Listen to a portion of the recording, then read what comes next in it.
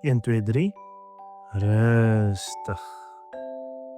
Welkom by nog 'n Storiebeer storie. Luister lekker saam.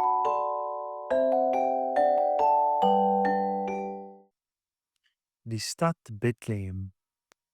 Na baie dae van reis, het Maria en Josef uiteindelik die dorpie Bethlehem van ver af gesien. Hulle was moeg, maar die gedagte dat hulle amper by hulle bestemming was, het hulle hoop gegee. Bethlehem was 'n klein, stil dorpie, maar omdat almal daarheen moes gaan vir die sensus, was die strate besig en vol mense. Daar was mense van ver af wat gekom het om hulle name te registreer. En die dorp het gevoel asof dit met energie geesdriftig bruis.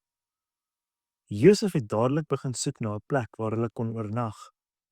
Hy het geweet dat Maria baie moeg was en binnekort die baba sou kry. Hy het haar hand vasgehou en gesê: "Ons sal binnekort 'n plekkie vind om te rus. Ek beloof."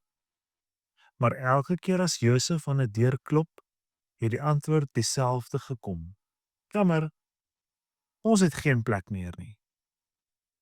Maria het intussen in stilte gebid dat God vir hulle 'n veilige plekkie sou gee. Sy het geweet dat hy 'n plan het en dat hy hulle sal help. Selfs al het dit gelyk asof daar nêrens plek vir hulle is nie. En Josef het nie moed opgegee nie.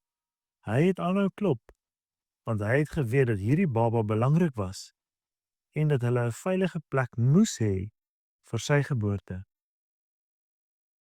Die mense in Bethlehem het bedagsaam geword van hierdie twee vreemdelinge wat 'n spesiale kind verwag.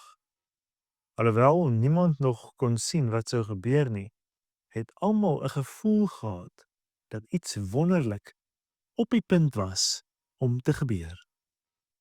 Fluit, fluit, my storie is uit. Môre gaan ons verder oor die soektog na 'n herberg in Bethlehem.